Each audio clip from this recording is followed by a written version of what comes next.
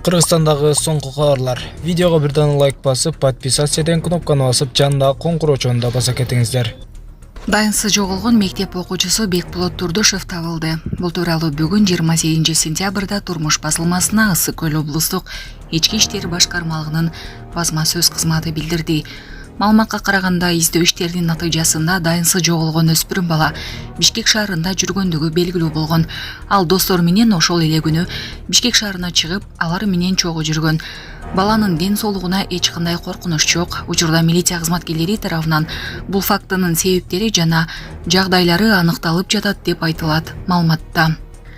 Буга чейин Турмуш блогер Бекболот Турдушев изделип жатканын жазган. Милициянын маалыматы боюнча 26 сентябрь күнү Каракол шаардык ички иштер бөлүмүнө Түп районунун 1965 жылы туулган тургуну Ожеков кайрылган. Ал 25 сентябрь күнү уулу Бекболот менен Алтын Көл ооканасында болушканын, ошол эле күнү саат 15:00 чамасында уулу Каракол шаарындагы дос балдарына жолугуу үчүн суранып кетип, ошондон бери дайынсыз болуп жатканын кабарлаган.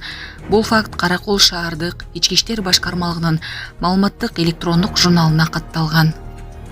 Бардыгыңыздар билгендей эле ушу аялдар күрөшүнө биринчилерден болуп 5 айдын ичинде бизге зал салып бергенсиз. Ошол залдын аркасы менен баарыбыз ошол машыгып эле эмес, ал жакта биз мен дагы өзүм ал жакта жашап атам десем болот. Күнү түнү ошол залда биздин өмүрүбүз өтүп атат десем болот. Ошонун аркасы менен биздин өлкөбүзгө канча деген атактуу спортчулар, олимпийский чемпион миралар келип, биздин кыздарга, жаштарга дем күч кубат берип кетти десем болот. Ошондуктан урматтуу Садыр Нуркожоев, сизге терең ыраазычылык. Сиздин колдооңузга ушу күнгө чейин бардык спортчуларды колдоп келе жатасыз. Бардыгын биз баалайбыз, билебиз.